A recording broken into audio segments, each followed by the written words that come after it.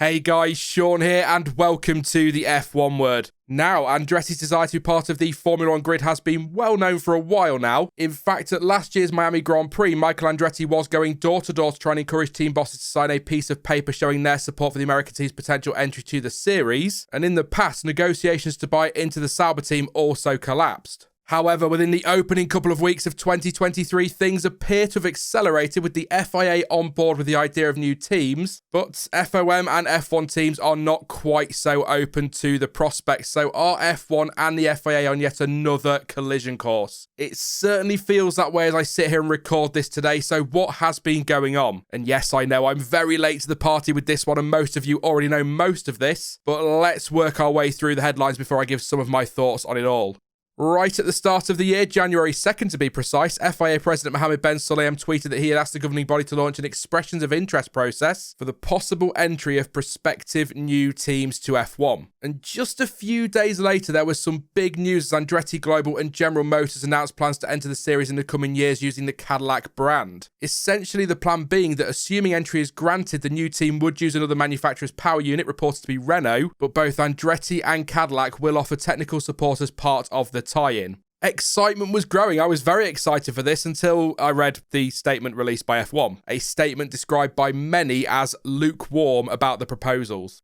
There is a great interest in the F1 project at this time, with a number of conversations continuing that are not as visible as others. We all want to ensure the championship remains credible and stable, and any new entrant request will be assessed on criteria to meet those objectives by all the relevant stakeholders. The statement concluded with the line, any new entrant request requires the agreement of both F1 and the FIA. Long story short, the political posturing was well and truly underway.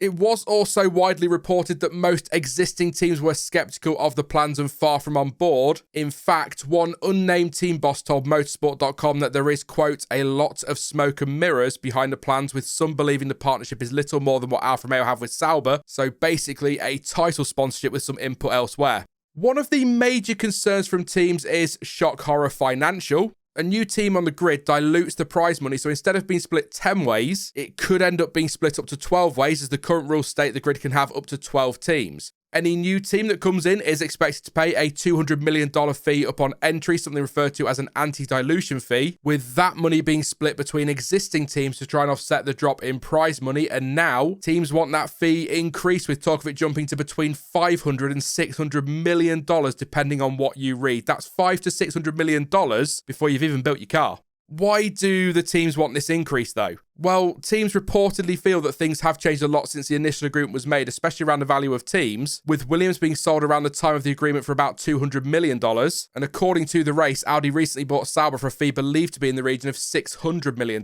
Suddenly, 200 seems like a low bar for entry. To kind of keep it as simple as I can and as short as I can, the existing teams don't want to end up signing up to receive a smaller slice of the pie unless that pie is worth substantially more than before.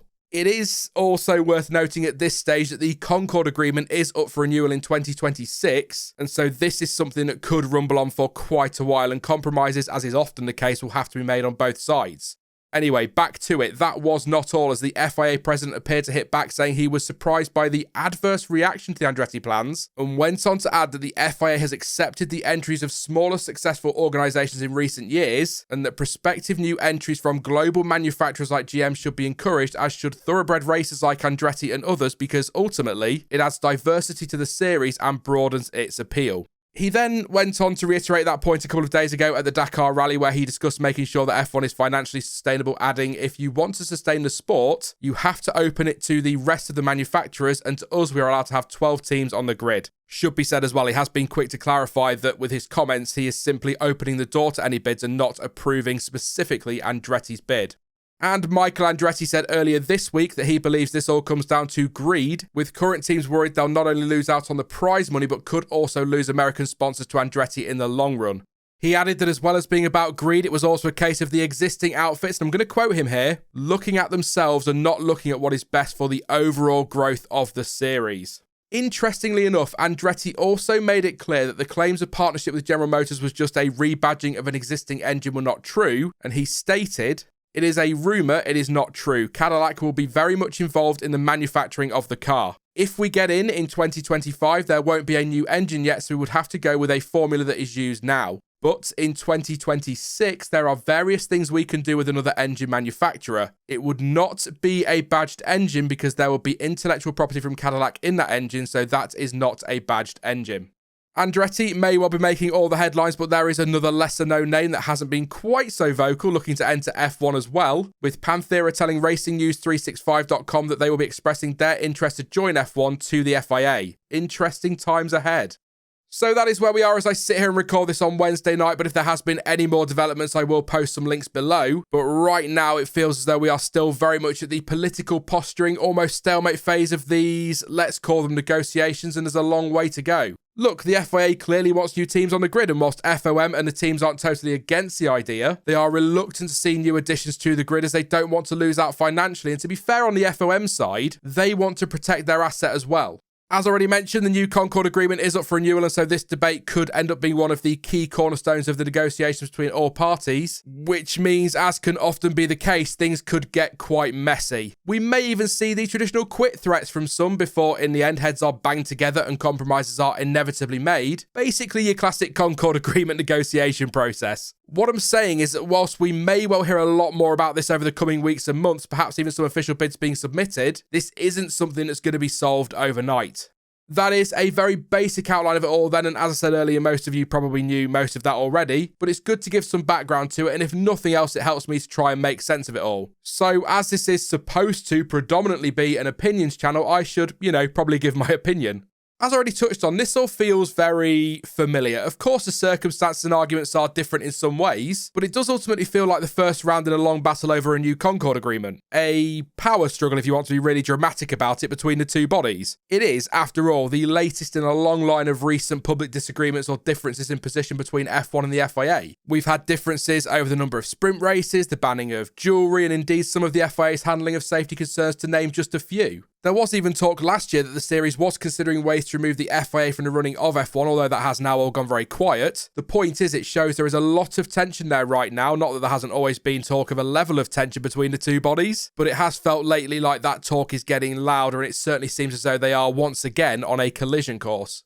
In the middle of all of this is Andretti, a group that is keen to enter F1, has the backing of a major manufacturer, and has huge motorsport pedigree. I completely understand why F1 teams say it is vital that any new entry adds value and is committed to the sport, but I can't help but feel like Andretti is about as safe a bet as you can make. This isn't some unknown outfit with no idea how to go racing, no plan and no money. It's Andretti. And at a time when F1 is desperate to expand its market in the United States, it feels like a no-brainer. Obviously, though, this is F1, things are never that black and white, but if it were my call, I'd be welcoming them with open arms and trying to find a way to get them into the series in a way that keeps them and existing teams happy. The problem is, F1 struggles to keep the 10 teams it already has happy in the sport, so trying to keep them happy, new teams happy, and do it in a way where everyone wins feels almost impossible. I'm sure it's not, but it certainly feels that way.